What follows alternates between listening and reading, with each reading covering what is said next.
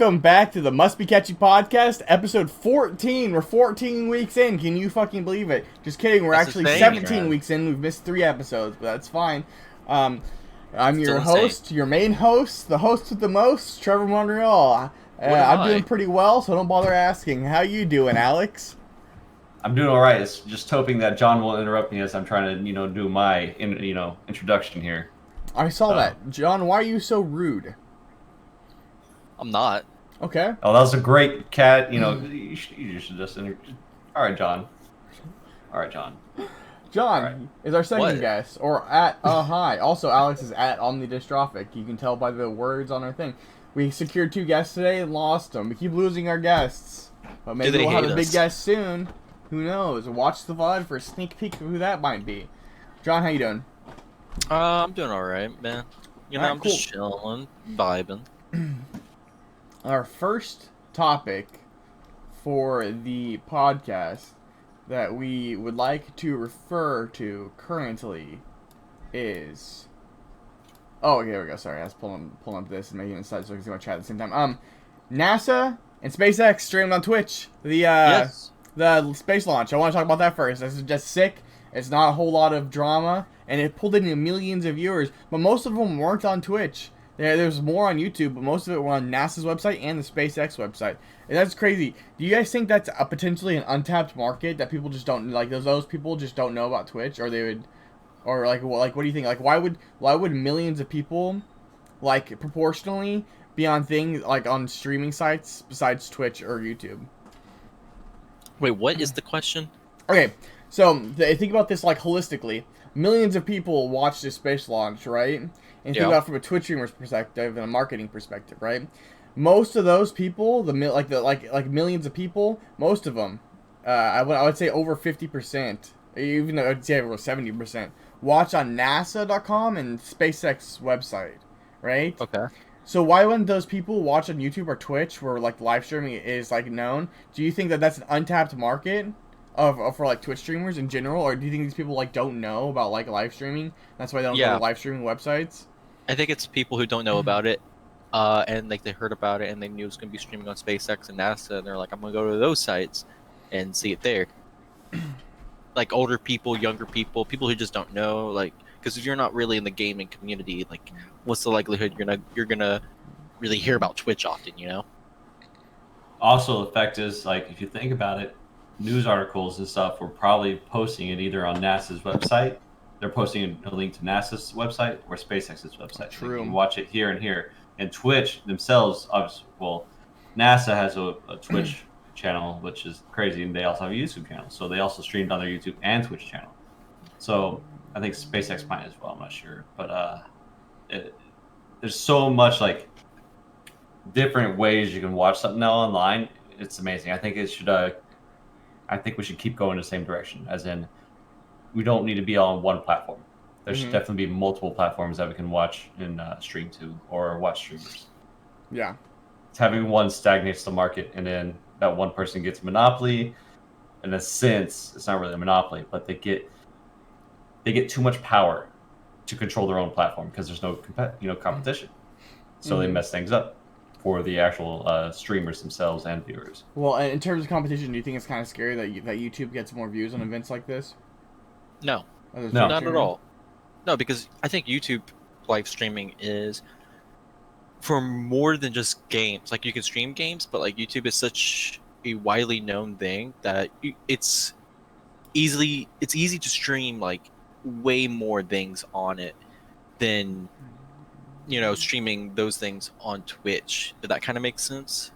Like if I'm just average Joe, or I don't know about Twitch or anything, I'm just chilling on YouTube and I might see live streaming someone cooking the NASA thing. So no, I think it. So I forgot where I was going with this, but I think I think I know where you're going with it. Mind if I take over? Yeah, go for it. So Google powers YouTube, right? True. So here's the fun part about this. You have a bunch of kids who will either be watching YouTube in the background, or the parents will have YouTube on, like the child, whatever area for kids while they're doing something else. There's channels specifically for children to watch. And this is where there's a huge controversy a while ago about this because people were abusing this. But NASA could show up on that, or like, you know, the kids, or they might, hey, like, watch NASA, whatever, not on YouTube as a TV platform. So with it being powered by Google as well, Google can manipulate search results, and they can, you know, where to watch SpaceX launch for, you know, the two astronauts and whatnot. They type that in Google, instead of showing up on Twitch, it shows up on YouTube first, then NASA, then SpaceX's website should pop up. So I think Google can very easily manipulate their search results, and I believe they do, regardless of the fact. So I think that's why a lot of people see it on YouTube more than they do on Twitch. Yeah, and just there are more people on YouTube. It's a more widely known thing, and having things on there just makes like, what was the original question again, Trevor? Just saying, as a Twitch streamer, are you are you kind of somewhat concerned that YouTube is getting more views on like Yeah, from platform to platform, like comparisons, like people meme on Mixer, as an example, okay, and they compare it to Twitch. Like Mixer is doing very badly right now compared to Twitch. Well, compared to YouTube, you know, Twitch is kind of looking like, oh, why is League of Legends getting more viewers on YouTube now? Why is the NASA space launch getting more views on YouTube right now? You know what I'm saying? yeah. So, like Alex said, Google can manipulate results to where they show YouTube live streams more, you know, easily, readily.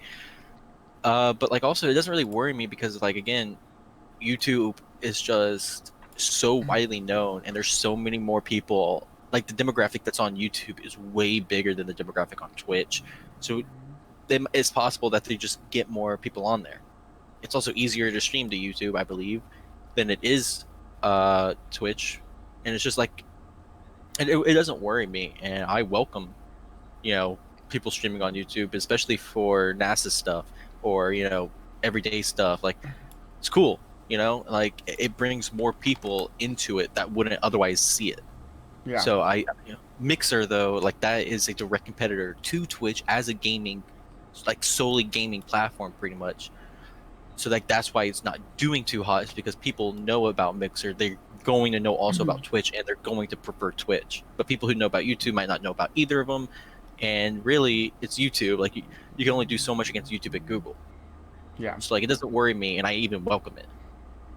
On a more holistic take on the whole like SpaceX situation, do you think anything is going to develop then in more exciting ways in regards to our space travel? Since we're talking about this, do you think this is just a first step into something really cool, or do we think that this is just like symbolic?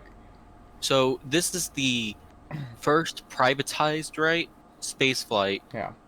to take American astronauts from American soil to the ISS, and that's insane.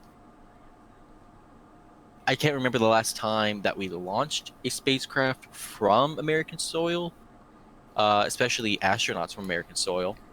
So now that this proof of concept has kind of been had and made, I think it's going to open up more doors for SpaceX and space travel. And I think this is the first step and not just some novelty, because like this has been years in production.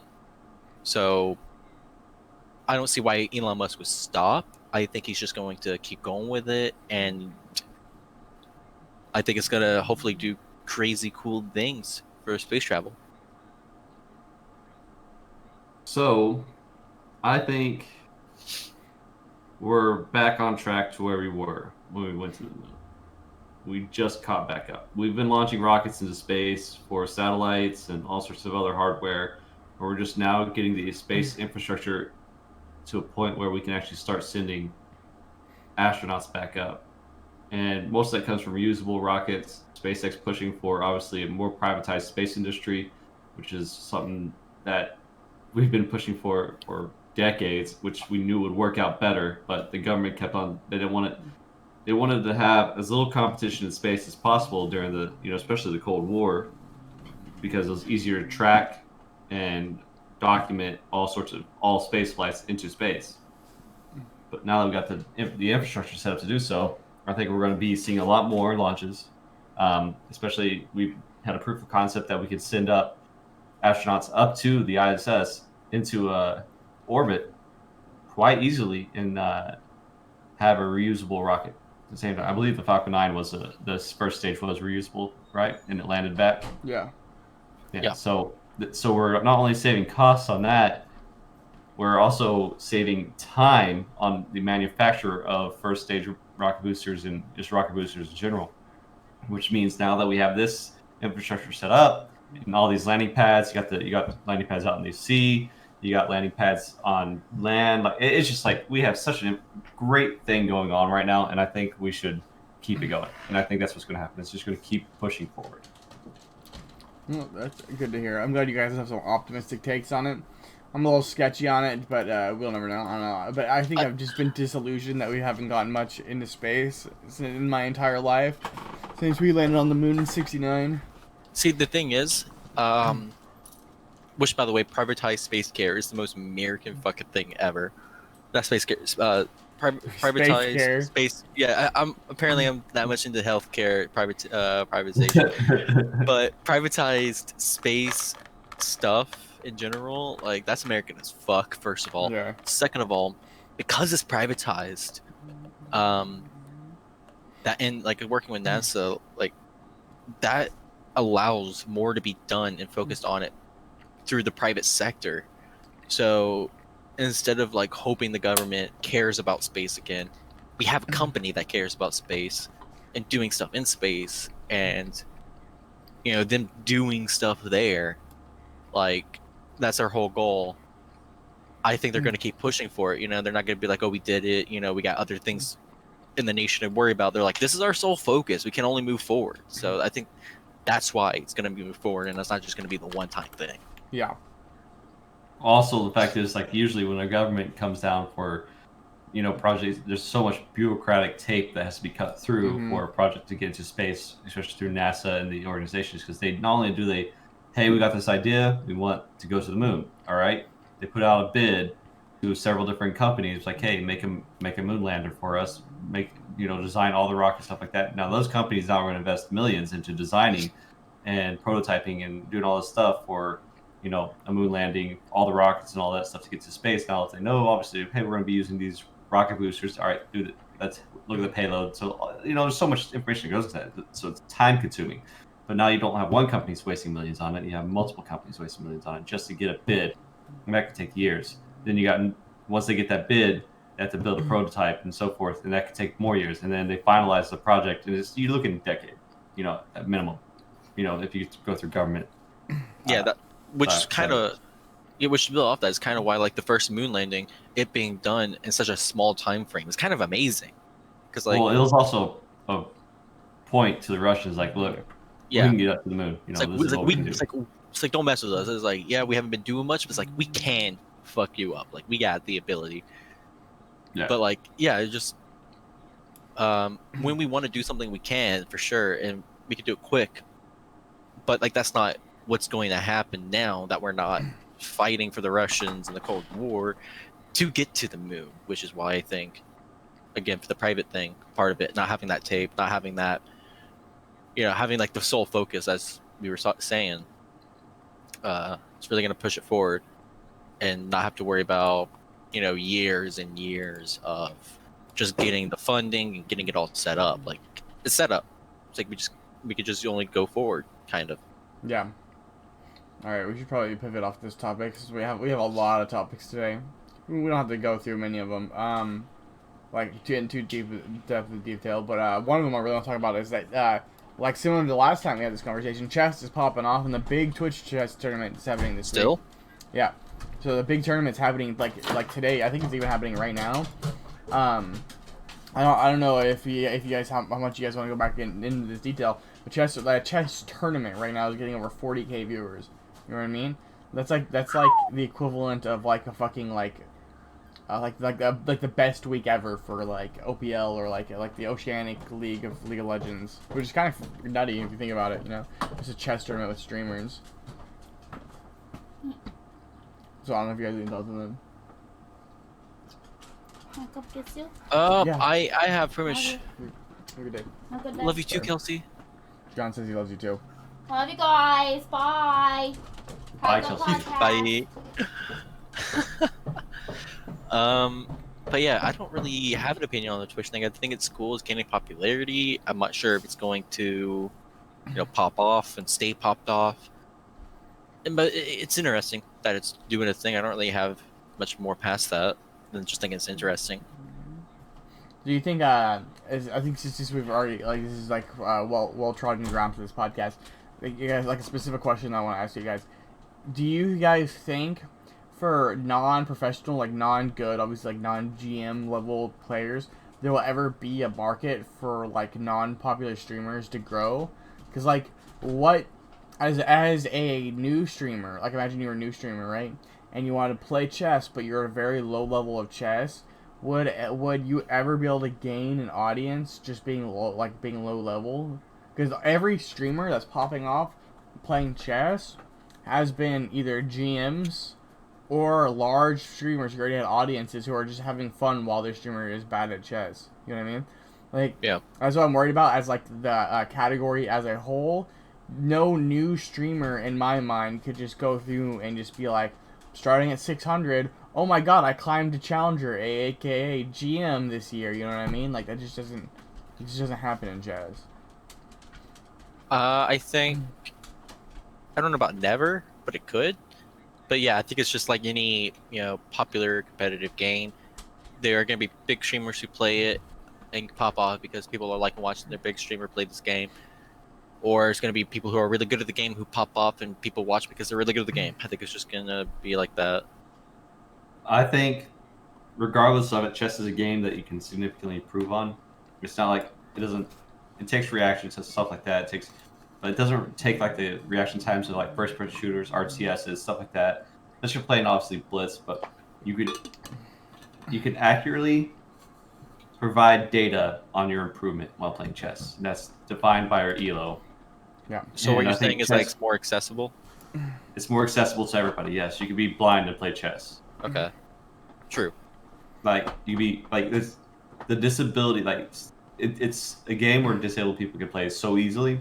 Unlike you could say I don't mean that in negative connotations if anyone believes that, but I think it's video games are very difficult for disabled players to play. If you're blind, you're not going to see them really playing first person shooters. There's a deaf girl signed up for Base Clan, I think. Yeah, and Yeah. You are. You can do a lot of stuff without having to be able to hear in the game industry, but there's not a lot of stuff you can do while blind. Sure. Yeah. But that's what chess is so accessible to everyone. That's what I'm trying to point. It's so accessible to anybody to play, and it's so easily trackable on how well you can get better at something. So if you were to stream chess as just a professional streamer, just streaming your progress through chess, even if you're bad, you're going to get better regardless because you're either going to be looking up theory, you're going to be learning just by playing the game, or you're going to be instructed, stuff like that. Chess is awesome. Chess is one of the best games in the world, hands down. Yeah, for sure. I agree. And you were going to say, Trevor? I was thinking more like a viewer focused. Let me think of a specific example.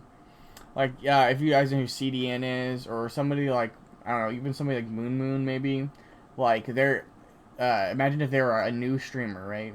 Brand new streamer. You could play Fortnite and gain a following by being bad. You can just be funny, like CDN. He was just funny as fuck. You know what I mean? Or Moon is just entertaining. You know what I mean? And they play variety games, and people watch them just to watch them play the variety games. Doesn't matter if they're good at games or not. You know what I mean?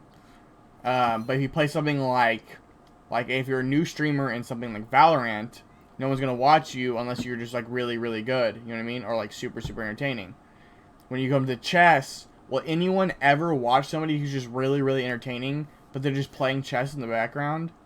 That just doesn't seem like a thing. I understand a big streamer who already has an audience will follow him to chess. But will you get discovered by playing chess? Is somebody gonna click on your stream and be like, "Oh, this guy is 900 rated. Let's just watch him anyways." My point. A lot of people do that. I'm worried. I'm worried that the demographic of people who watch chess may not be the same demographic as people who like watch other games for entertainment. See, You go, go. John. You know, you go. All right, so I'm gonna go first on this one for viewer wise. So chess, like any video game, a lot as you said, CDN, right? CDN. Yeah.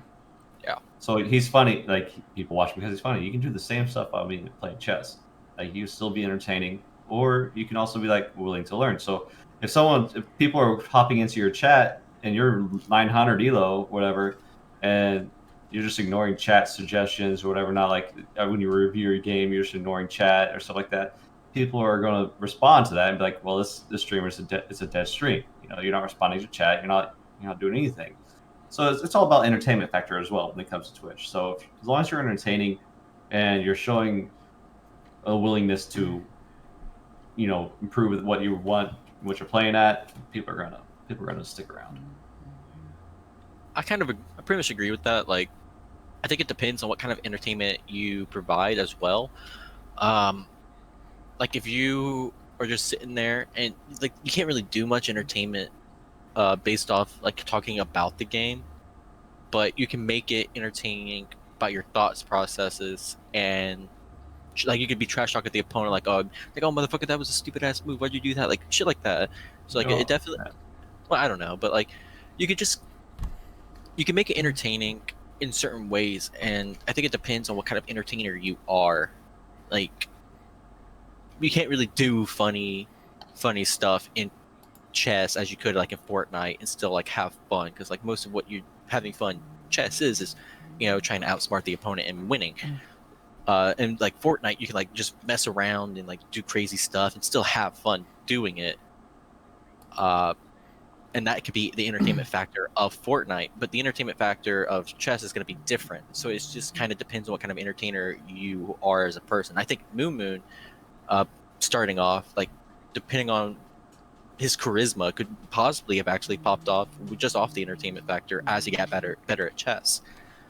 So again, it really just depends on your own entertainment as the Twitch streamer itself, rather than chess not having the ability to be entertaining off of itself. Like if I saw a person who was entertaining at chess, I would still like, you could totally be entertaining. That's my point.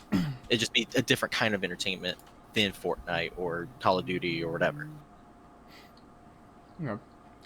It's very interesting. I just not something I want to talk about because I play chess. I'm always curious. I have been farming followers in chess, just saying, but they only show up whenever I play chess. Yeah, I've passed 400 this week. Pretty 400 followers. Yeah. Oh, word. Pretty poggers. Poggers, my daughters. Okay. Let's see here. Let's move on. BlizzCon going virtual because of COVID, and I thought that was super interesting. Apparently, they're going to be charging money. I didn't see how much it was. Maybe they haven't released the numbers yet. I can check real quick. But either way, they're charging money basically to do virtual. Oh my god, my fucking cat. Hold on.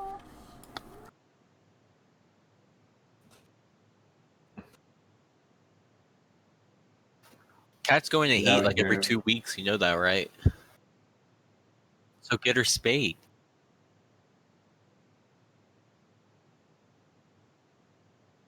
Aw.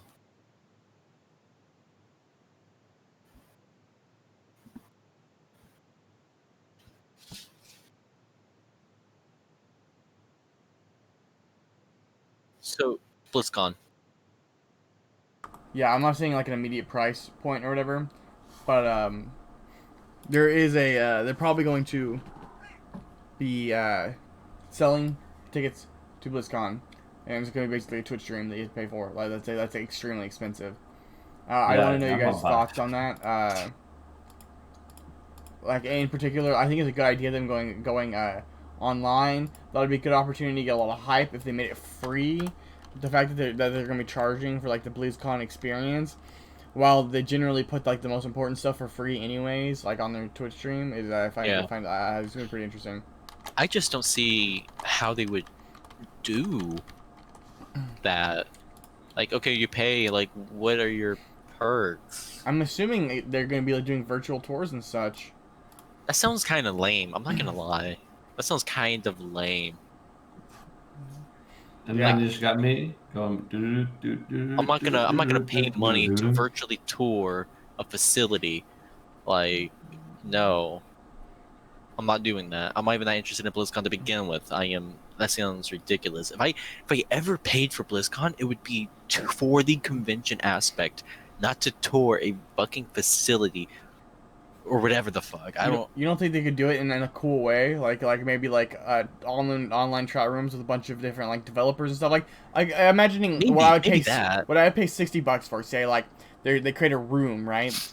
And the fucking Bethesda fucking developers are making a fucking Puggers Blizzard game, and it's fucking and they're like there's a virtual fucking room where they're joining, and you're basically in a conference call with like 60 other people, and those people are talking to you specifically, and then it's like they ask for questions, and you can like press a button, and your thing highlights if you want a question, and they like select you, and you can talk. I mean, they could do some pretty cool stuff for like $60 to charge, or like you can like bounce from like developers where they're talking about their games, and if they're like, I don't know, there's interesting stuff that they could do. They could do some hype Overwatch stuff that you might have like contact interaction with. I don't know. I think only the hardcore fans would ever pay for that. Yeah. Normal people won't, because they're gonna, let's just say Pirates of the Caribbean theme.exe. Yeah, You know. no, I Oh yeah, understand. true. Yeah, I don't. Maybe they do something cool, and they can make a small event out of it. But I feel like it'd be more for a novelty kind of thing than anything actually worth paying for. Because it's like, cool, I could just sit in a chat room and basically it'd be like a FAQ or whatever, like how like all those. It'd basically be the virtual equivalent of all the developers sitting at the table talking to us, and then eventually we get an FAQ where we go up to the mic and be like, hey, this question here. So I don't know, maybe they can make something interesting out of it, but I don't know. I think it's also kind of like not that cool. I don't know. I wouldn't get anything out of it. I'm not even that interested in BlizzCon to begin with. It's gonna be for the people who really want to go and be there and talk and stuff like that. Yeah. Do you think possibly in the future, even after COVID, every fucking convention is gonna go have a virtual aspect to it? 'Cause that seems like the future, anyways. Like imagine for one it'd be for one it'd be double dipping anyways to people who like want to go there but can't travel, and two that like imagine if it was like fucking Burning Man and use $20 to watch Burning Man on fucking Twitch, or not on Twitch because of fucking the laws or whatever, but like on YouTube or whatever on their website, pay $20 and you can like move around from event stage to event stage, something like that. It could be good. Well, that'd be kind of cool.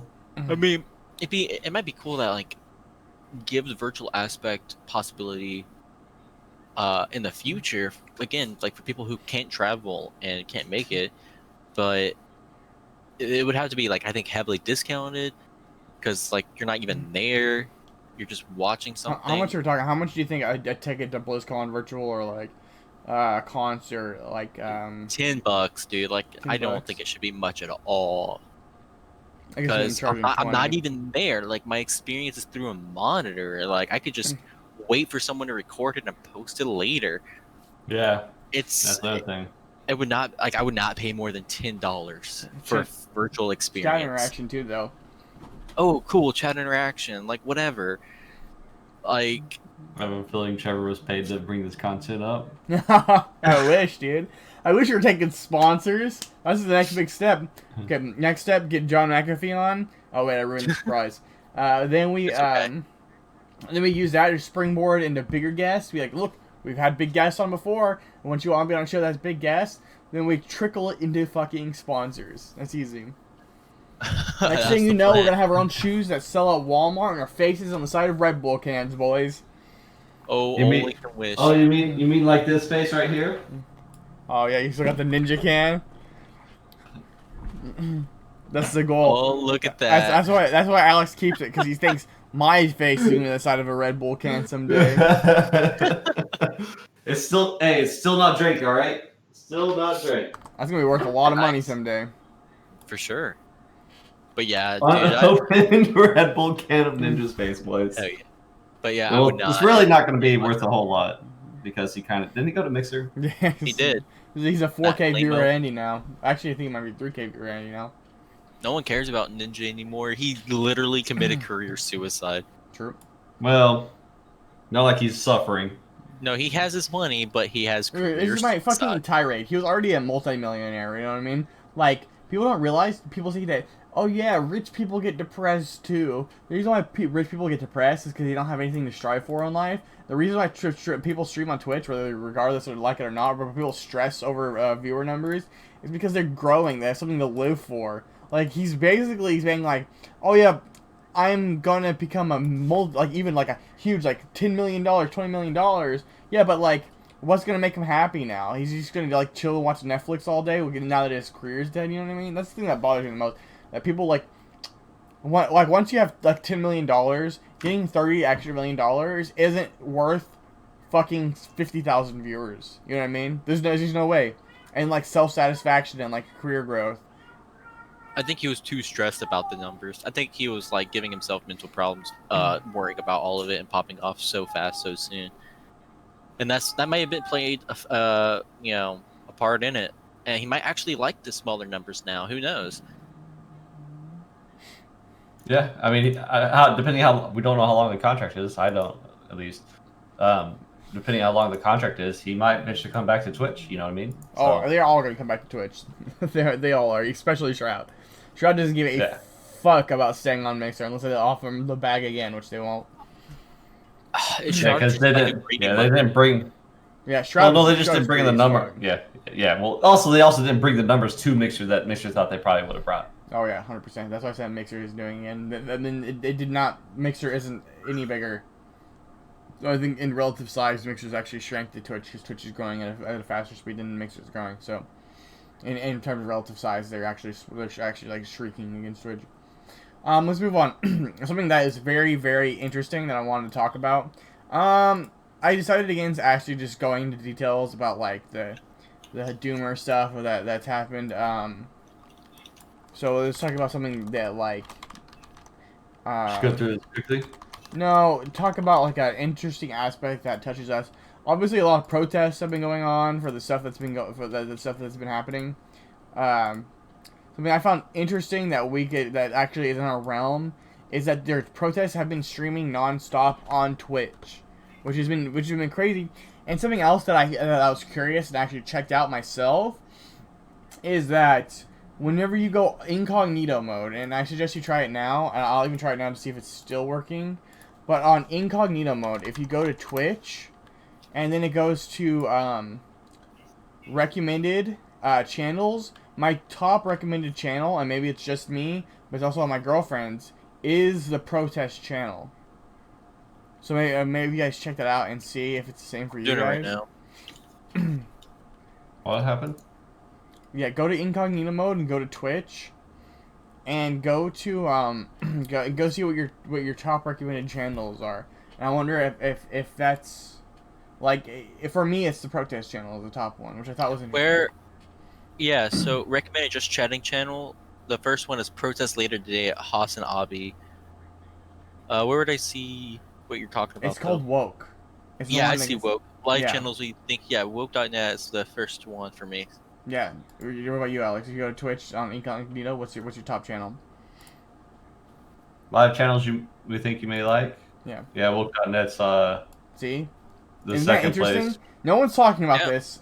I'm the top. I wish we got a big guest because I'm dropping some interesting shit in here.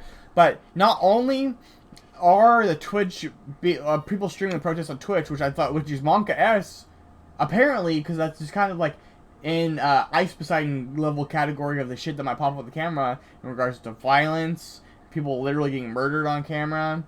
Like I know somebody got shot on there earlier, but it wasn't actually showed on stream.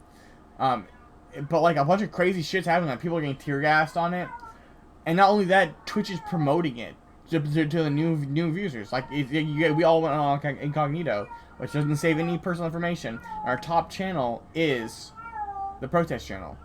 Is that not just very interesting? Sorry, recap real quick. I was Oh, talking. it's so on incognito mode. There's no history, right? No fucking Yeah. search history and shit. The top one for all of us is the protest channel, which is like Ice Poseidon levels of like shit that's happening on stream. People are getting tear gassed on there. People are dying, but not directly on camera, but like off camera. There are people like literally getting shot and stuff. And like people are getting tear gassed. People are throwing rocks at cops and shit. And it's getting promoted by Twitch to all new users. So that was very interesting. That like for how much Does that Twitch mean- is against like in real live streaming where like bad shit can happen, their top promoted thing is these protests. Do you think what do you guys think of that? Like where argues it? Because I have some theories, but I don't know. Is it Twitch possibly like saying they support the protest? Maybe. Like Well, being like, hey, we support this here. Watch it, support it too. It could be. It could be that just their algorithm's working. It's either their algorithm that's like the channel just popped off randomly, so they're supporting like a pop-up channel. To be clear though, this is one guy literally sitting on his computer and he's taking webcams from like other people who are streaming live, and he's making a compilation on his stream where he's like compiling all the different protests and stuff. So it's like just one dude. It's not even like an actual like organization like PBS or something streaming the protest. It's literally one dude doing this. Yeah, I think that channel needs to be taken down. Unfortunately, if they can't moderate if they can't moderate and there's violence and shit being shown. No, Right. Trevor said that they weren't showing stuff like that. Well, I mean, Oh. no, they're saying it can happen. Okay. Yeah. Well, it Yeah, hasn't happened right. yet. Yeah, people have been tear gassed on stream. People have thrown rocks at cops on stream.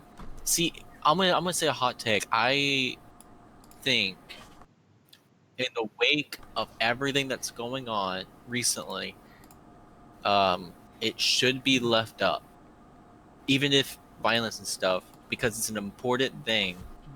Yeah, like- the guy's a hypocrite. Just saying. Say what? The guy's a hypocrite. Just Oh, saying. The guy Who made the channel? Yeah, he's making money off of this, obviously.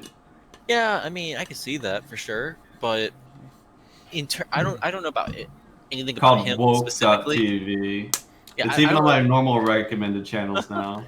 I don't know anything about the guy himself, but I think Twitch should leave it up because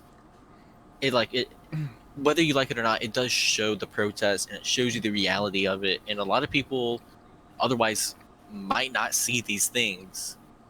So, should I think it be taken down? No. Is there things that could be done differently? Maybe, but I don't think. And just the black and white, Twitch leaves it up. Twitch leaves it, takes it down. I think it should be left up. Okay. I'm going. I went to the page now. Yeah. Subscriber only chat mode, Oof. and they're obviously getting bits, so they're making money off Yeah. these protests, and it's called this guy- woke.net. So what I'm saying is, people aren't very woke if they're subscribing to this guy. He's just it's just I don't support the way he's running the channel. From what you've said, I'm just saying it's such a hypocritical fucking thing to do. it is. But make your money. Hey, make your money. How you gonna make your money? You know. Yeah, Oh, fair enough. this is a But, bit of a like, pivot. yeah. We can talk about this quickly. Do you think that if you have do you think this person has a moral obligation to not make money? Well, like morally, do you think he has a moral obligation to not make money off streaming the protest? I think he is. I think he's allowed to make money. No, a moral obligation. No, yeah, that's what I'm saying. Like, I think he's like morally allowed to make money, but I don't think he should be doing subscriber only and like baiting people to spending money on him. I think he should just leave it there. It's like, hey, you can if you want. You don't have to. I'm just here doing this. But if you want to support the channel, here's a way. But from subscriber only chat and stuff like that, that's baiting people into giving you money, and that's kind of scummy. So here's what I'm like. So nothing. There's no disclaimer saying anything about all profits donated. It's definitely a for-profit Channel, yeah. channel, for-profit channel, and it's got all these views, and it's on the front page, even on my normal fucking non-incognito mode. It's on my fucking page. And they pop off during the nights too. I've seen them get up to 60,000 viewers. Yeah. So what I'm saying is, you got this guy who's this channel, especially making money off of this. What's he gonna do with all the money? Well, he's just fucking making bank, and it's such a hypocritical thing. And it's It so is. morally wrong to be making a profit off of other people's suffering and protest, especially when he's most likely not doing it himself. He's just somebody who saw the opportunity and took it, which is good for him. But after these protests, I'm going to bet you this channel's going to disappear off all the money. I think morally it'd be better if he was like, hey, Well, there's no morally better situation.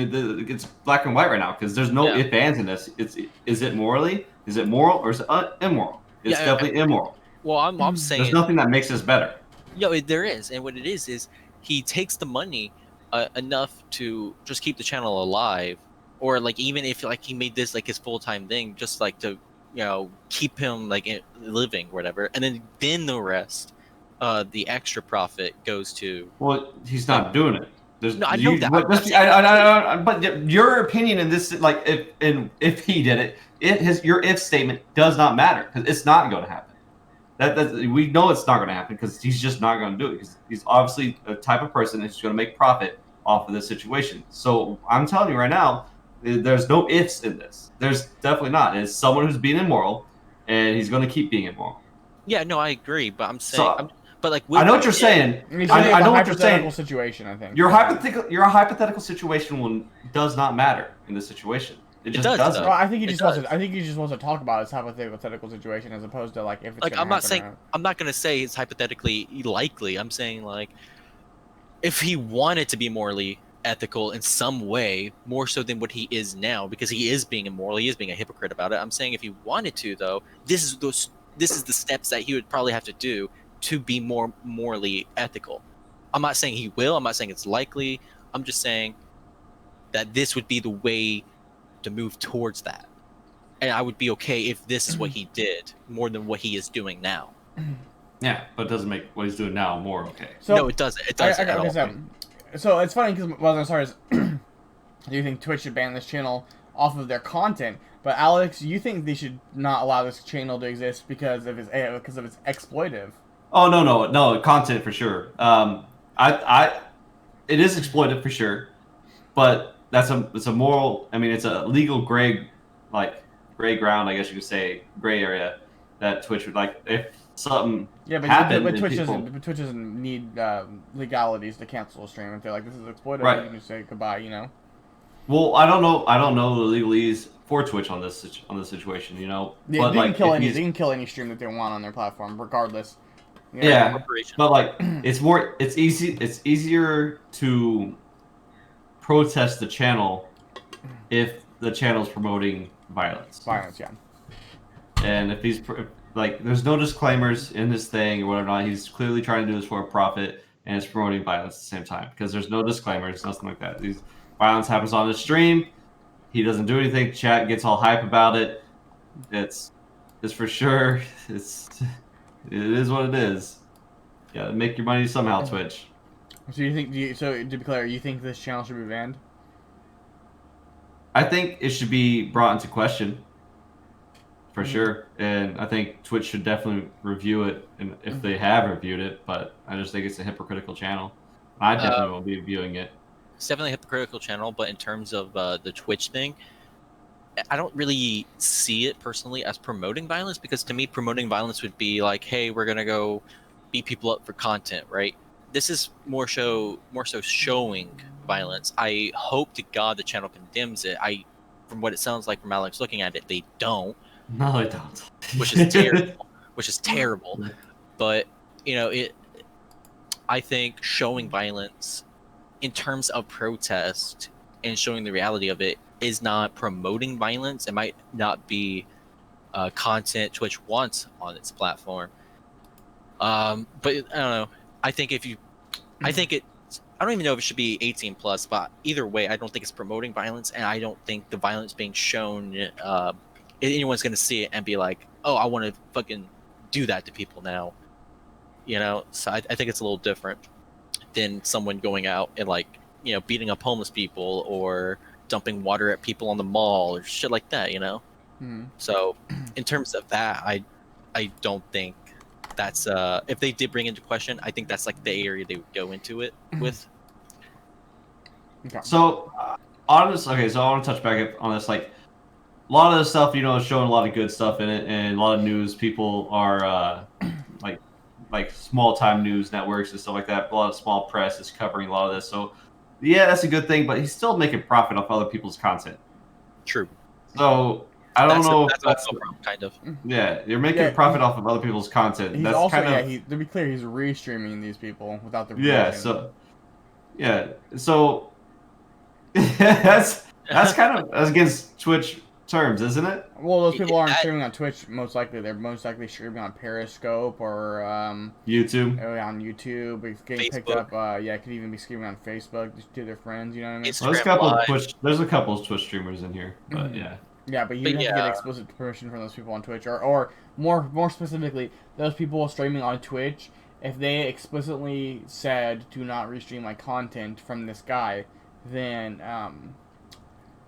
he would get his channel shut down. You know, what I mean, it's like sexual harassment. It's not sexual harassment unless the person turns you in for sexual harassment. You know what I mean? Yeah, the whole for-profit thing of his channel, he's restreaming other people's streams. It's clearly a for-profit channel that does not sit well with me. And while I respect the message that he is sharing with us through restreaming the protest, I do not agree at all with the way he is running his channel or the way he is doing it.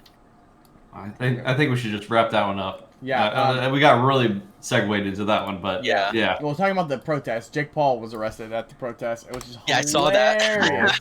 Jake Paul's I going saw down. Apparently, What they were did going he do to to get arrested? Apparently, they were going to try him for looting and larceny, but they just couldn't have enough evidence. But if you watch the video, he's caught. He's got a face mask on, but it's clearly him, and they're talking to him. They bust into a bar. Well, he didn't bust into a bar. He was standing outside filming it, basically, during the protest. People he didn't know busted into the bar while he's filming it. They steal alcohol and stuff, and they actually, hand him a bottle. But apparently, they it could have been a prop or something, or whatever. Apparently, they didn't feel enough evidence to try him on the felony. By the way, he's still getting misdemeanor trespassing, and he's getting punished for being out past that specific curfew or whatever. So he's still getting slapped with a few misdemeanors, and they couldn't get him on a felony. But that was funny as fuck, and most likely he literally stole vodka from a bar, or his friend stole vodka from a bar and handed it to him on fucking camera. But either way, I'm glad he's getting punished for it. People were talking about he was caught there, but Millionaire fucking rioting, just fucking wolves in sheep clothing. Yeah, people like that, dude, who are that scummy. We already knew he was scummy. I know, but Jesus, people taking advantage of the protest for their own benefit, for clout, oh my god, dude, that boils my blood. Yeah, exactly. He just cares about fucking good content. There's a million other things he could do that his 12-year-old audience will watch. Yeah, it reminds me of his brother filming the Suicide Forest thing. Yeah, dude, these fucking brothers, I hate them so much. Here's another thing. So what makes him using this situation for his own gain different than politicians using this situation for their own gain? Good. Well, I understand. And video game and video companies and stuff like that using this for their own I understand gain. what you're talking about. What makes the difference? It depends. It depends on the intent and the action taken. An example I can talk about is so Bethesda. That's what it is. Bethesda. That's Blizzard. No, well, in this situation, it was Bethesda, okay. But there's a lot of the situation. They have the picture of it's Pride Month on their Bethesda United States. It's Pride Month flag with the B for Bethesda. It's like that for every one of their social media accounts except for their Middle Eastern social media account. It's just their normal Bethesda icon because they don't want to share Pride Month for Bethesda.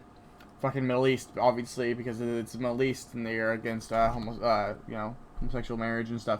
And that is just fucking virtue signaling. They're just trying to get away with the whole they're riding back of the Pride momentum, but they obviously don't care. As opposed to somebody like Ben & Jerry's, when they do shit like that, you're like, oh yeah, Ben & Jerry's is legit. They fuck around and they try to change the world with their billionaire money. Like Ben & Jerry's, they go out there and they fucking dump money into good causes, and you're fucking actually no, fuck you, Ted Cruz, you're not allowed inside of our Ben & Jerry's ever, you know what I mean? It's they go Ben & Jerry's goes hard for activism, you know what I mean? They're not virtue signaling. They're for sure have lost more money than made money on this stuff, you know what I mean? So it's like that's cool. That's cool for me. It's like two fucking passionate old dudes trying to change the world for the better, as opposed to Bethesda, which is virtue signaling. And for politicians, it's like some politicians use it like the 9/11 Andes who go up there and be like 9/11 and everyone fucking claps or whatever. And it's like that's bad. As opposed to somebody who looks at a situation that is happening and is like, it is vital to capture the emotions of our population and use it for this fucking thing that I've been trying to fix for years, but have been able to fix for years. And we're going to use this momentum that we've gained as a like society is doing this, and I'm going to capitalize on this momentum to finally make America a better place. That's good for a politician. But the question is, for you as an educated person have to be able to tell the difference between the virtue signaling and that's the answer to my question to Alex. That's where I draw the line. So it's me. It's me specifically drawing lines where I think somebody is being disingenuous or not being disingenuous. I guess and you just got to do that for yourself. I guess. For me, I'm going to kind of like take those analogies. I'm going to use like two streamers as an example. I'm going to use Jake Paul as one. But like, let's say we have a streamer who has consistently talked about his beliefs and stuff, and he's out there and he's in the protest and he's like streaming the protest and he's streaming himself being in the protest and he's supporting them. And he's like, hey, come on guys, come out here, support this with me. Like that, and he's like consistent about all that. Like, good streamer who is looting and using the protest for clout. Jake Paul, bad thing. So like, again, it's like virtue signaling and like using it for clout and their own gain. And then like the other guy is like, he believes in this, he's also gaining off of it, but he's also using his popularity and raising fame for like, supporting this thing. So like it's as like Trevor said, intent and actions about it. Like, yeah, they both gained fame, but one was using it for clout and was doing it in a scummy way, and one was like supporting the protest and trying to do it for good. And like, it just matters about intent and actions with those.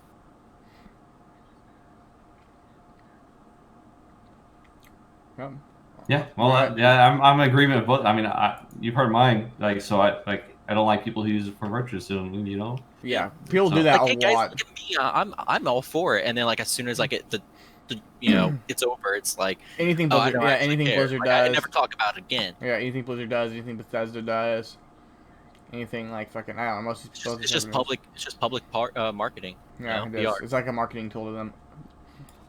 Which is scummy. Yeah. Let's see here. Let's stay on the Twitch topics because Twitch is interesting. This is something that I want to talk about. The Greek thing. So I don't know if you guys ever let me change my topic. I remember talking about this. Think about it a little bit. Yeah, so what happened was Greek insulted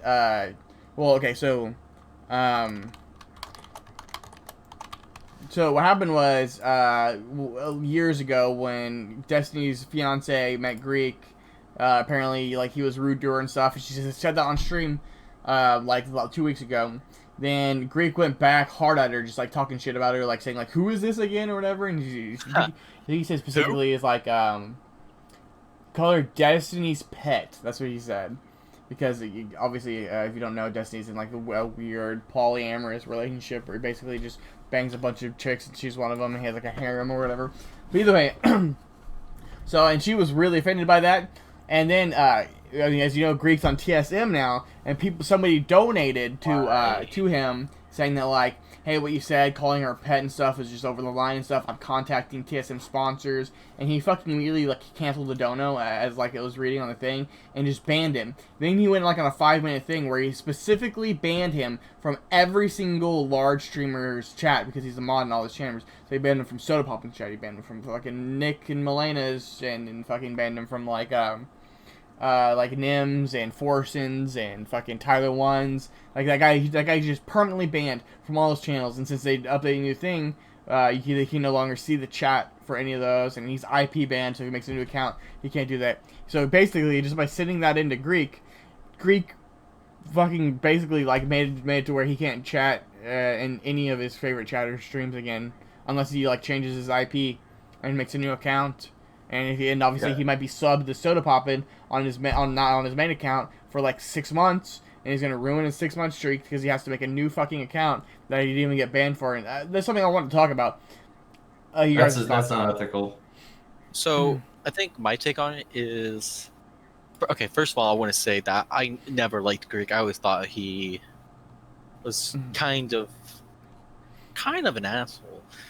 But anyways, my take on it is that linking chats or whatever, like how you said, isn't in itself inherently bad. But in this instance, Greek definitely abused it. He definitely abused that power, and like I don't know really. I don't need much more past that. Just like in itself, it's inherently not bad. It can do good because sometimes there are terrible people who don't need to be in other people's chats, and they're just kind of preventing. It's like damage control for the future, kind of. But in this particular instance, it was abused, and it should definitely be looked at. Also, I want to go. Let's not glide over the fact that this stan got offended for their streamer. True. And was going after someone's sponsors and basically team. If he's on TSM, whatever, not like they're going after him. That guy's in the wrong too, 100%. Now, should Greek have gone through and abused his power in those chats? No, he should not have. But that guy also, I mean, he kind of took a bet, and he lost his bet. Yeah. Do I be a piece of crap and get abused? I talk to someone who I know who's a loose cannon and try to make a point when I get a point made on me, kind of thing. Like, you made a point, but what did it cost? A part of me feels like the way Drake should have handled it though is talk about the donation instead of just going out and just guns blazing. Like like there was a better way Greek could have handled it. There's no right person in this situation. No, not at all. Yeah. No, like, yeah, to be clear, I think that donation was absolutely a bitch ass donation. Because it's just one of those things. It's like if you're gonna send that in to his sponsors, just send it in to his sponsors. Like you don't need to like, hey, I sent you this shit, your sponsors. You better act up. I have power over you. You know what I mean? If somebody did that to me, I'd be pretty fucking pissed off too. You know what I mean? Not only would I be scared that I'm losing my sponsors now, but also this guy's just straight up fucking like fronting right in front of me, and he's just some random dude on the internet. Like, what the fuck, dude? And also, it comes off kind of simpy because that guy's kind of simping for fucking Destiny's fiance. Yeah. I got you. Don't get me wrong. That donator definitely came off as like, and he donated money. He gave Greek money to be like, I'm reporting you, like reporting your sponsors. The simp attitude and mindset right there. Yeah, Let me donate to say I'm fucking to somebody I hate just to offend somebody I like. Yeah, Let me just give away my money. Don't get me wrong. That was pretty bitch ass. You know what I mean? I don't think Greek should have done that. Don't talk about doing it. Just do it. Like, why be a man. Just you should have just done your threat if you're gonna threaten him. Like, yeah, exactly. Or then you have to tell people about it. Like, tell your friends and shit. You know what I mean? You don't have to like. Greek, I did. You know what I mean? I don't know. Yeah. So like, if he's going to threaten something like that, he has to face the consequences. But I don't think the consequences were like it's just some stupid it's just some stupid dono about some stupid crap, and it's like, okay, it's like we could have just like let it play and been like, all right, you're stupid, I'm gonna ban you from my chat. Like, you're like he could have done something like that, but also that person made, oh my god, that person's so stupid, dude, you should have just done it if it bothered him that bad. Yeah, personally, I don't think streamers should link from everything I've seen. I don't think streamers should link their ban systems ever, unless it's like one global moderator, somebody like fucking Pluto, who's a Twitch chef or somebody who like always spends time in like these streamers' chats, and then like, okay, this guy just spammed the N-word, I'm going to permanently ban him from all these streamers' chats for them. You know what I mean? Like something that would be good. But a global database where all of your mods, all of somebody you're friends with mods who you don't even know has control over it. All the streamers have control over it. That's just too many fucking hands in the cookie pot. Too many fucking people with power ego tripping. Too many shit. Will ban people permanently from somebody's chat you didn't even do anything wrong with. You know what I mean? Yeah, but like, it's that is a good point. Like, should you be banned in another chat for something you did in a different chat? And I don't know, honestly, because like I can see both sides. It's like on the one hand, it's like no, because the infraction didn't happen over here. Maybe this streamer wouldn't have cared. You know, you're just making that call. Like, who are you to make that call? But on the other hand, it's it's kind of like if those streamers know each other and they know what like they're about, it kind of makes sense to have that ban there. But at the same time, it's like, who are you to make that call for that person? Like, if anything, you should message them like, hey, this happened, I think you should ban this person, and not just go out and do all this. So I don't know. I honestly don't know. Like, I can see both sides, but I don't know which is the more right choice. Yeah. Do you have any final thoughts on this, Alex? No, if your linked chats were obviously, hey, this guy's being racist, agree with John. Like, he's doing racist, breaking rules, being just, a general spam or nuisance, just to, I guess, racism more on the extreme scale. Like, this guy is posting racist stuff, go ahead and take care of him. Like, if he's also, being abusive in chat, go take care of him. Hey, obviously, I'm sure they have some sort of linked, if you're linked in it, you're probably in some sort of like Discord or a group where you're able to, like, hey, communicate your stuff. This guy's abusive. To ban it, have a master ban list, you know what I mean? And then they update their master ban list. That's what, if you're linking chats, that's probably something smart you should do, is have a master ban list, have it linked with reasons. Mm-hmm. Yeah. But was he in the right? No. While we're talking about chats and moderation, Dr. Disrespect called out large publishers' chats this week. Something that I just want to briefly touch on. There's not a whole lot to talk about, but and talking about like this whole what publishers can do. One second. What large publishers and gaming companies can do right now during a time where we're talking about racism and stuff is that like large publishers, then the race something like the BlizzCon I'm talking about, they have a complete unmoderated chats, especially on YouTube, where there's just unfiltered racism.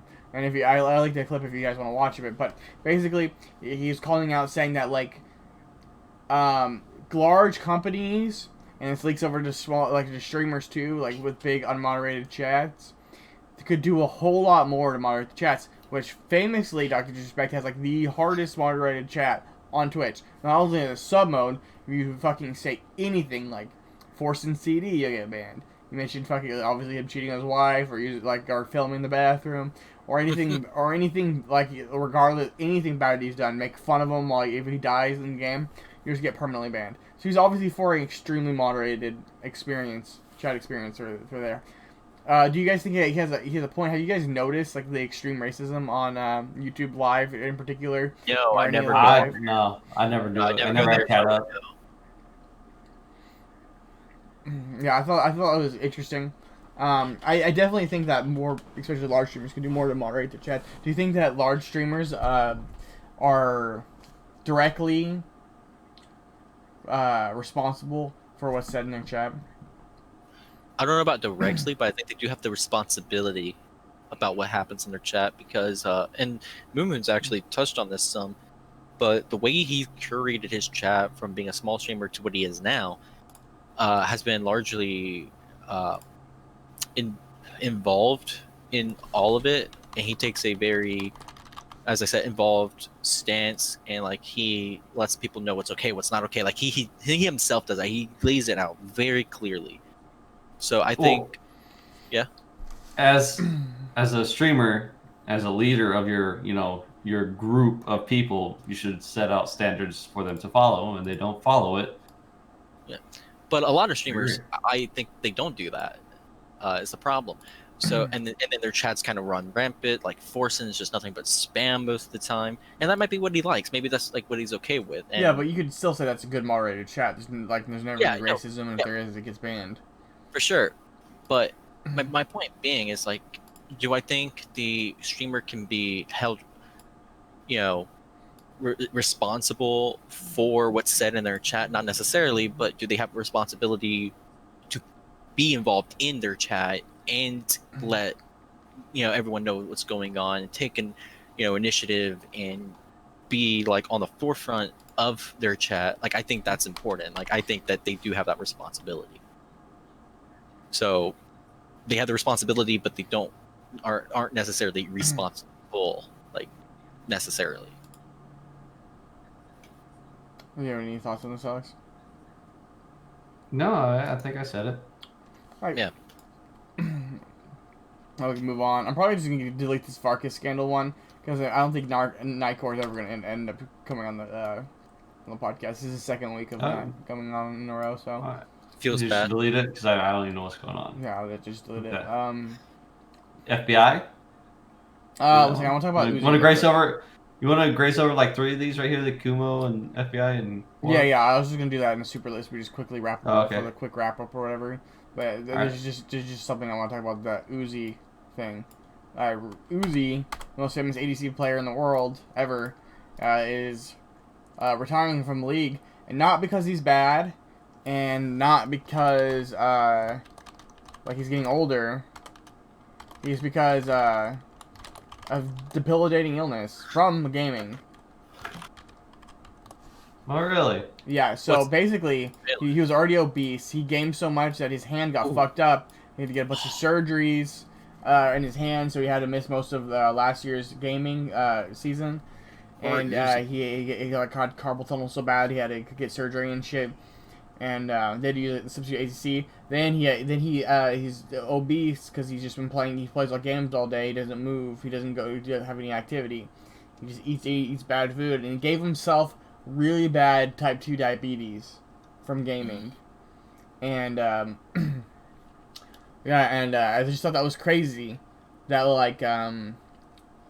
there's a bunch of different questions I want to like reach out on this. One, do you think that especially like you would think that like large company like RNG in China would have stricter policies set for their players. So do you think large companies should have strict policies for their players in regards to physical fitness, and considering like how low stress on the body gaming is? And also, did you guys even know who Uzi was? Do you think he's going to leave a lasting impact on League of Legends? And let me finish. And sorry. Yeah, and shit. What was my last one? God damn it, John. I had three questions. Either way, we can start with that one then. Do you guys know who Uzi was? Do you think he's gonna leave a lasting impact on the world, like Faker? Because like people know who Faker is, regardless if you're into League of Legends or not. I'm just gonna answer both 1 and 2 real quick. I'm gonna answer 2 first. 2, I think Uzi will leave an impact. I don't know if it's gonna be as big as Faker, but he was a staple. He was there for a long time. Like he's definitely going to leave some type of impact. He might even come back in like a coaching role. I don't know. But I think he definitely is going to leave something. Like, he's not just going to fade away into nothingness. And then on the other one, if they should have stricter policies, I don't really think they should have stricter policies necessarily. I think with all sports, esports should have health specialists in their franchises, and just that's it. Like, they should have health specialists to make sure that their athletes are in good health, eating right, getting enough exercise, and just overall being in good health. And obviously, I guess they didn't have that, or Uzi didn't care. But so I don't think they should put policies in place. Maybe like they should be like, hey, everyone has to have a health specialist now. But all franchises should definitely have a health specialist to make sure all their athletes, all their players are in good condition and not suffering from type 2 diabetes from just eating crap food and doing nothing all day. So I'm going to go with, I know what the third question is. The third question was, why does John interrupt Trevor all the time? I didn't know. Asking his questions. Sorry. That's the third question. But to go off your first one, do I think he make an impact? I didn't even know who he was. Really? So, I didn't know, Yeah, okay, I watch LPL a lot, so I knew. Yeah, so he's the highest paid League of Legends player ever by far. I thought Okay. Faker was. No, fake. No. Creative teams don't So- pay players shit. Yeah. So, yeah, Korean teams are pretty bad. So, going on that. So, like, will he leave a lasting impact? Maybe in China, in that area, right? Because he's Chinese, right? Mhm. Yep. RNG. Yep. Yeah. So I think in that area, especially the Asiatic and Oceanic servers, especially maybe leave a really large impact there because obviously, as you said, he was the best ADC of all Mhm. time. Of all time. Yeah. So yeah, a lot of people want to strive for that. But that's only going to be short term. It might go throughout the entire league, career. But you always hear people say, "Oh, they pulled a faker" or whatever. Not you always hear people say that. "Oh, faker." You hear that a lot. You don't see a lot of Uzi, plays, stuff like that. I don't see it, at least. Now, should these companies, and that's what they are, franchises especially, have stricter health requirements? Yeah. You got to take care of your athletes, man. Like at least have them 3 times a week at bare minimum.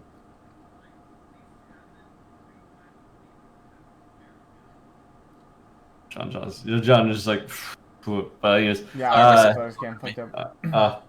I was like, what's going on? Okay, but yeah, so like at least 3 times a week, like 30 minutes a day. That's really, what is 30 minutes a day? 30 minutes they could have played a league game. Well, whatever. Like, would you rather have a person? Watch TV.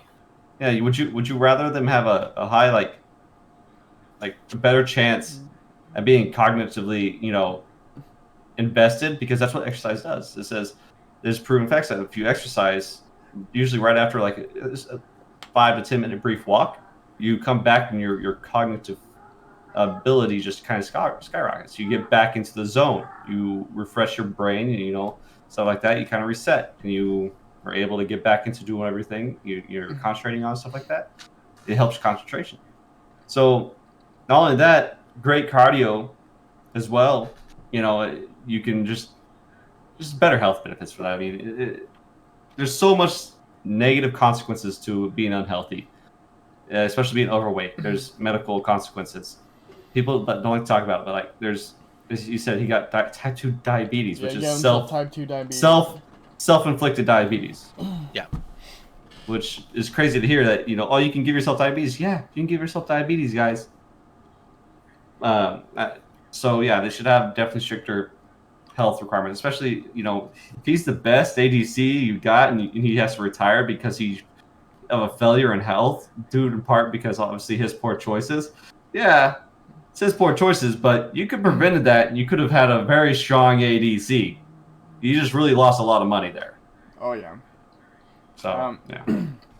Yeah, as a comparison people do is that TSM buys gym passes for all their members, while Cloud9 forces their members to go to gym every day.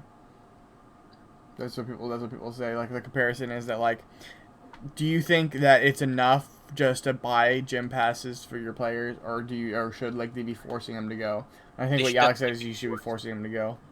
I think they should be forced because there's so much benefits. Yeah, there's so many benefits, and the players are an asset, and it's like you can easily force them to just work out for a little bit, and I don't know, it's so easy to just do that. I got an American question for you.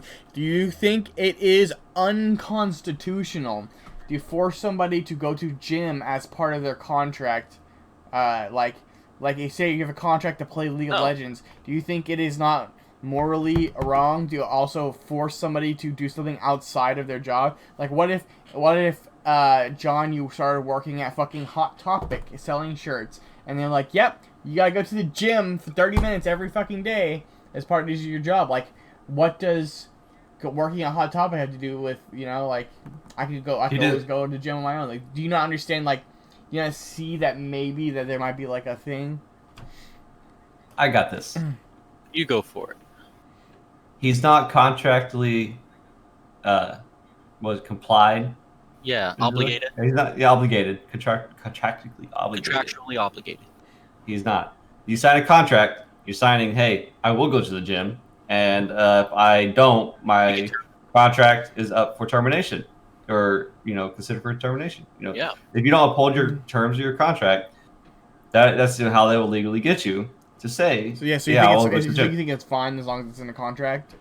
You signed the contract. Yeah, I think it's fine too. But I was just throwing that out there. Yeah. I think it'd be kind of weird if a place like Hot Topic required their employees to go to the gym. It'd probably be more like you had to be in good health standing, if anything.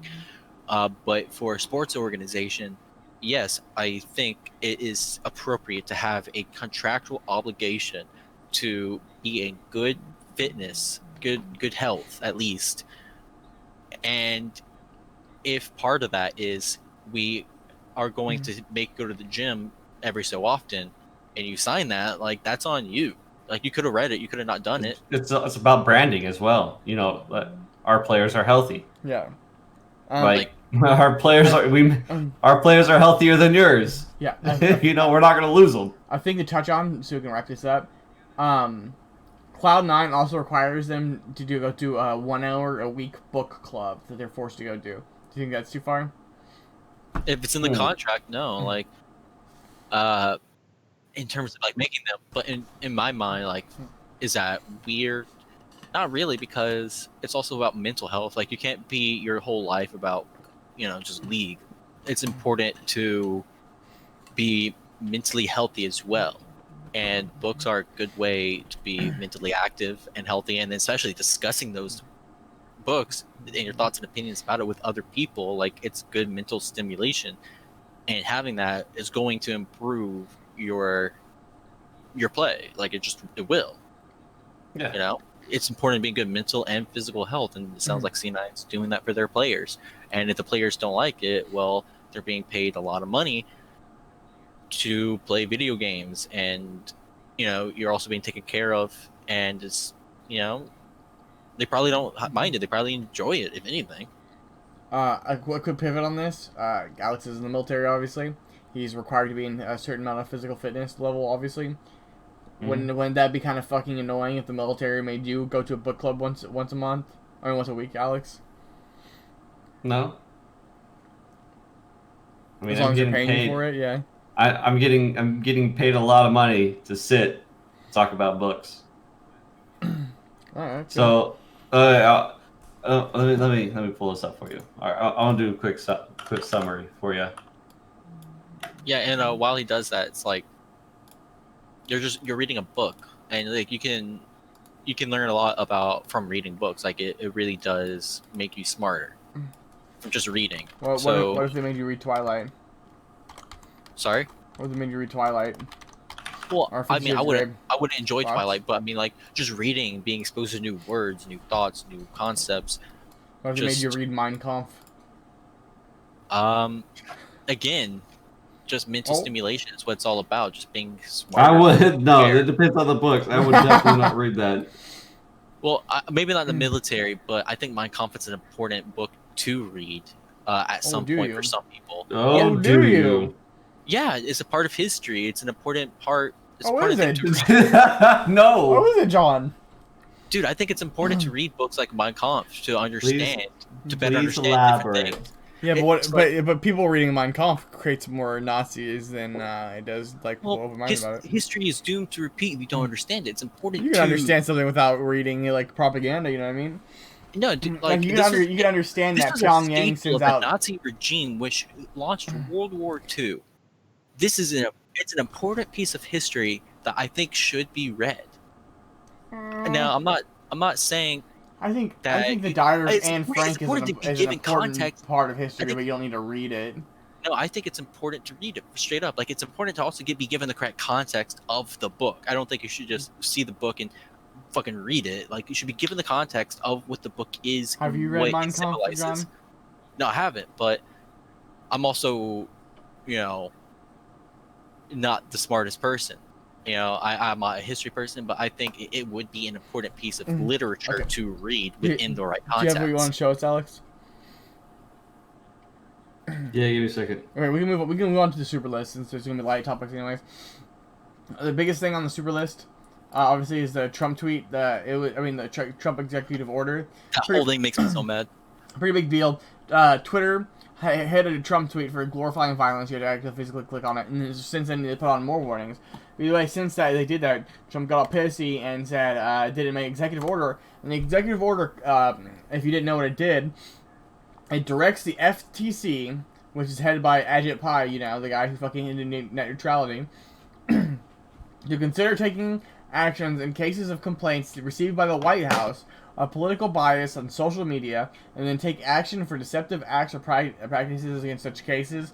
The order also asks the FCC to consider the complaints against Twitter as violations of the law. So basically now, if the White House sends in a complaint to the FTC, the FTC will investigate it for bias, political bias, and then take a lawful action against the company, which is fucking insane. That's terrible. That's pretty much the definition of censorship of a private corporation from the government. Well, which is literally, like, I'm pretty sure unconstitutional. yeah. The other thing is unconstitutional, and it's obviously being challenged. Yeah. So, back onto the topic real fast of... Yeah, go ahead. If I were to, if my only process, like, for me, if I were to work out, and it was only thing I did for an hour one day, I'll be making like $146 an hour. That's crazy. So just talk about books. If that was the only thing I had to do for an hour that day. Yeah. I mean, I'm sure you'd be doing other stuff that day. Probably, but like for me, like that's an extremely easy fucking day. That's an like, easy hour. Easy hour, bud. Easy fucking money. And it's just like, yeah, look, you're telling me I have to work out? All right, well, how hard is it to run, a couple miles? Not very hard. It's 20 minutes. I think you're better in shape than I am. You can't do a mile in 10? No.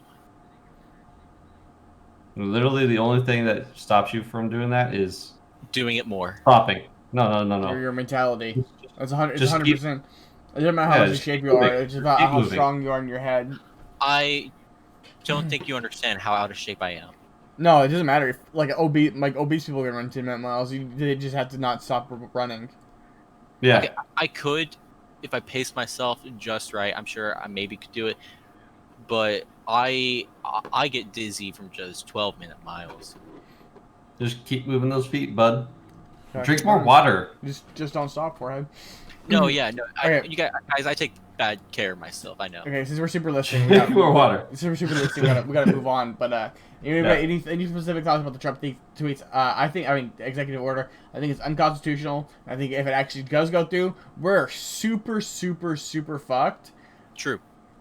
Unless obviously the next president who's Democrat undoes it. But I mean, even like think about it, like Joe Biden comes into presidency and it's like, you know what, you made this executive order and it got passed as constitutional.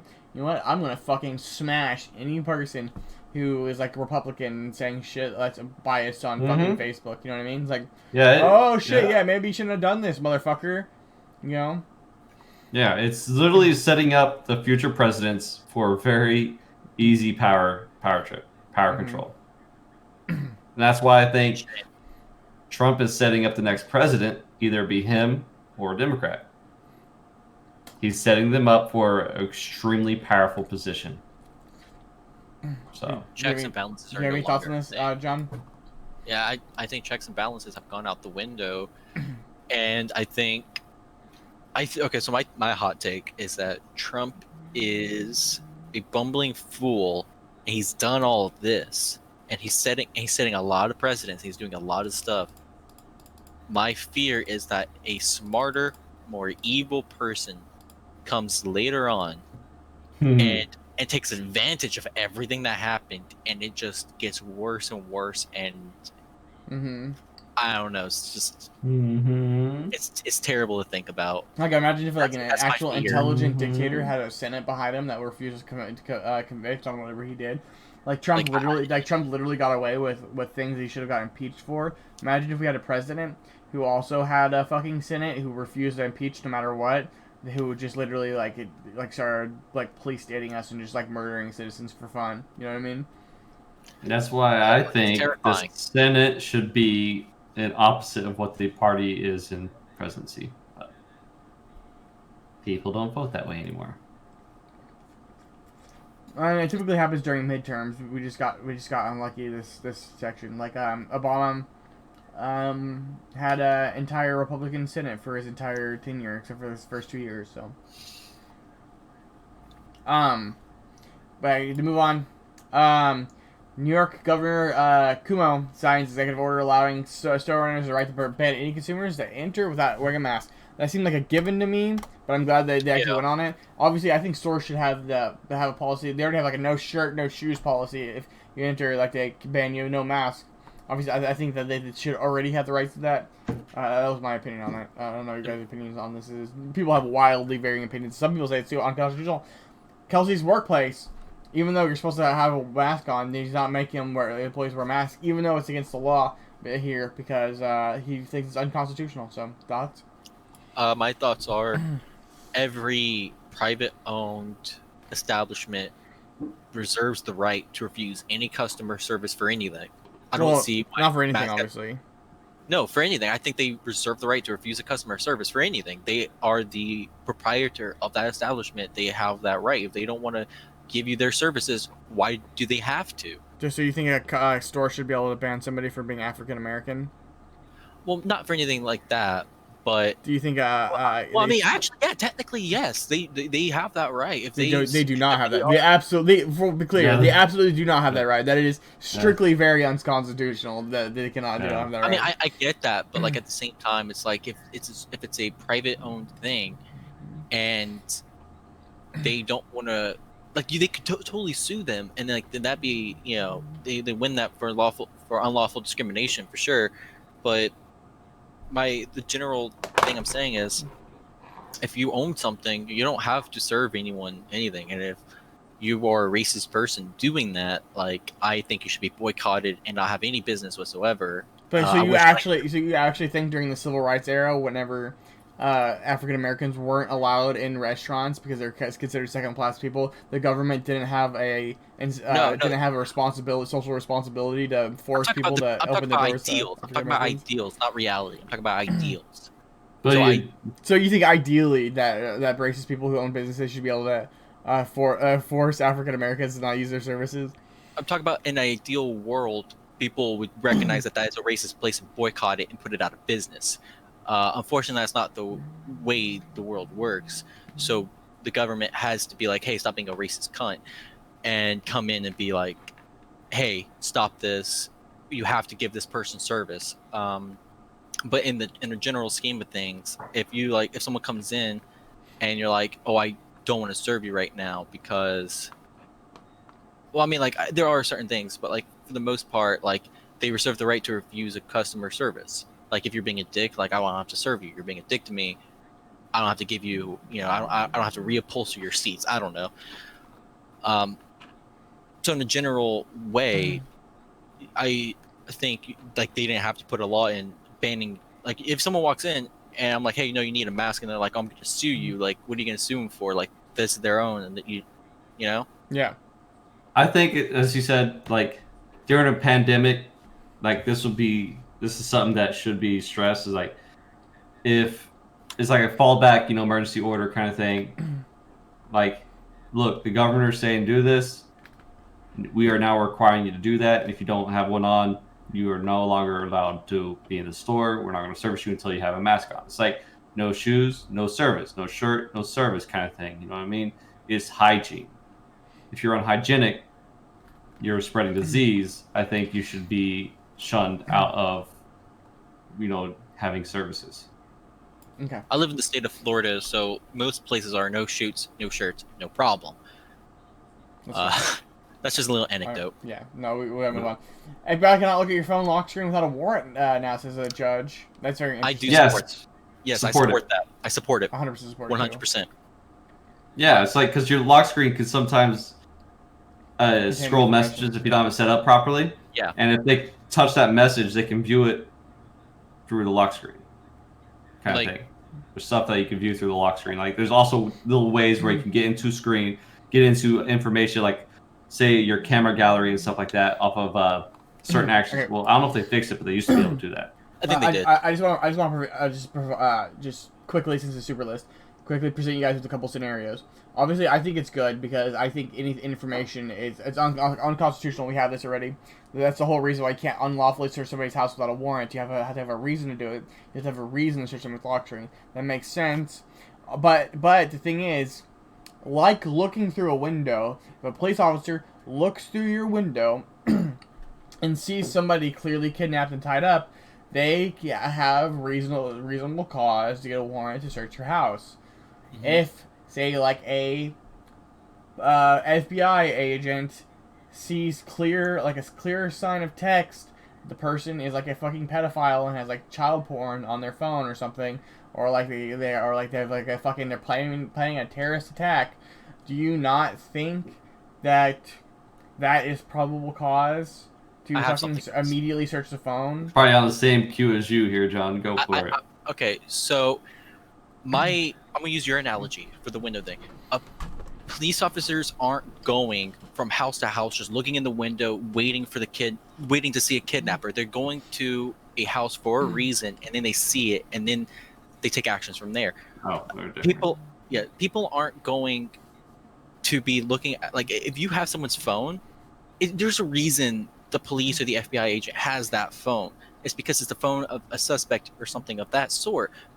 So they're going to need a warrant to search this evidence. It's not like you just find a phone and then you see it and then you give it to the FBI. Like that scenario is not going to happen often, you know. But they still need a warrant regardless to arrest you. Yeah, my point being though is if you have the phone, the person's probably already been arrested, or they already have a reason to get a warrant. And looking at the lock screen is just kind of bypassing that a little bit, you know. So here's on the scenario of the FBI looking at your phone there, Trevor, scenarios like that. And so let's just say they aren't the ones sending the message to that phone. Then they go to warrant like, hey, I saw this message on this phone to a judge. Judge like, all right, cool. You saw that on his lock screen. It's not against the law to look at this. Cool. Now we got you a warrant. So they now have a warrant that they basically set up themselves. They said, hey, they basically just illegally got a warrant in a sense. They basically, I don't know what the precedence is, what it would be called, but they basically entrapment. Yeah, they entrapped. So basically, it's entrapment. So they did it without the judge knowing it, and they got away with it. Like, it's very. I mean, there's so many random number generating websites where you can send text to numbers that are randomly. There's just bots that do it. You can have a bot do it. And it's just such an easy way for them to get a warrant if they didn't have one already. Like, they could be out walking the street or just watching this guy without a warrant, because the FBI can watch you without a warrant. This is true. So they can literally use that as entrapment. So now this law prevents entrapment. So quickly, you're in support of this, Alex? I'm in support of the fact that the FBI shouldn't be allowed to look at your lock screen. Yeah. You support of this, John? Yeah, for sure. Because I can't think of a circumstance where they would need to look at the lock screen without a warrant. Like, if they have that phone and they need to get in the phone, they would reasonably, in my mind, they would already have a probable cause for getting a warrant to search the phone. They wouldn't. And if they don't have a probable cause already, then you're not obviously that much of a suspect, you know. But a judge doesn't grant a warrant. Judges can grant, depending on the situation, they normally grant a warrant if the FBI goes up to them for a warrant. Yeah, like if you, maybe here's an example. Like, if you are being, talked to, and you have your phone out, like on the table or whatever, and you're just talking, and like they see it, and like lock screen comes up, and they see like part of a text, and it's like incriminating. I don't know, far off extreme scenario, like that shouldn't be enough to warrant anything, I think. Yeah. Okay. This is move on. Last but not least, I don't have a lot to say about this one, but Forbes just accused Kylie Jenner of inflating her net worth and stripped her of her billionaire status. I just want to say, obviously. I knew it. I called it. Obviously. I said it before. She's obviously not a fucking billionaire. I don't care how much your goddamn makeup sells. I just knew it, dude. Everyone was like, Kylie Jenner's a self-made billionaire. You know what I mean? It's like, Literally, people giving her that's all I want money. to say. People just gave her money. It's like, hey, you're a billionaire now. I don't know. I never thought she was a billionaire either. Not true. I didn't care if she's a billionaire or not. But do really, you to be think she's a honest. billionaire or not? Yeah, Alex? She's obviously claiming don't- she's still a billionaire. I don't think she is. Mhm. I stopped caring. All I know is that she has a lot of money, and that doesn't fucking care. Doesn't matter. None of the money that she truly worked for herself. She came from an affluential family, and then people just gave her money. She's not really self-made, even if she was a billionaire. And I stopped caring. Like I even forgot that was a thing for a while. So I don't think she's a billionaire at all, not especially a self-made one. Alright, well. Does anyone have anything else to say? Or because No, if not, not that's at it. all. Okay, cool. No. I especially bring that one because I'm going to I'm gonna clickbait that. John, since you're talking about better thumbnails, all you need is a thumbnail of Greek and a thumbnail of Kylie Jenner making surprise faces. That's all I'm asking for. If you can do that, then I can upload the video tomorrow. Sam, I'll see what I can do for you. because the last video got 500 views, maybe we can capitalize on that. 20 subs now. Ooh. Maybe I'll make it look like they're doing something to each other. You don't have to fucking. Okay. God damn it. Let's wrap up. You can find me at Trevor Monreal, twitch.tv at /Trevor Monreal, Twitter /Trevor Monreal. You can find me there. This is important. If you are a new Twitch streamer, you're interested in becoming a Twitch streamer, you're a tall Twitch streamer, or a big Twitch streamer, or even just a large, it doesn't matter. If you're interested in being on the podcast, you wish to promote something, you can join the Discord that I have linked on twitch.tv /Trevor Monreal. Join the Discord. We can schedule you on. Anyone can be on the podcast right now. We are always looking for guests. Always looking to network. Okay. That's my little spiel. Alex, where we can find you at? You can find me in twitch.tv /OmniDystrophic, and you can find me on Twitter if you can find me. Okay. It's like a scavenger hunt. John? Twitch.tv, hi, 6 U's, 6 H's, _hi.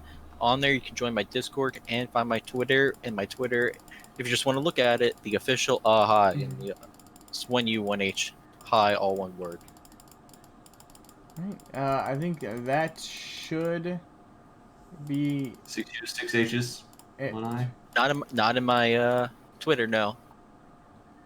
Wait, okay, yeah, whatever. It's fine. You have you're is that 7 H's there? I mean 7 U's there, Trevor? This looks like 7 U's. Yeah, 7 U's U's there. This entire time Wow. I've had this shit. Wow. You didn't notice it either, motherfucker. Change your Twitch name, Why would I bro. ever look at You both Look. need to stream more, but at least Alex consistently streams. You need to stream more, John. You hardly ever fucking stream. And I you need am to fucking not change your sure. Twitch name. I'm not sure I can reliably stream right Okay? now. Yeah, I get it. Get a job and get your own apartment, motherfucker. That's not the problem. Okay, I mean that would probably solve my problem, because my problem is there's so many people here that I don't want to use up so much data from streaming No, that no, it it's like fine. goes over the cap, because that's happened before. Let's wrap up. Bye, everyone. Bye. Bye. Bye. Bye. Thank you for tuning in. Bye.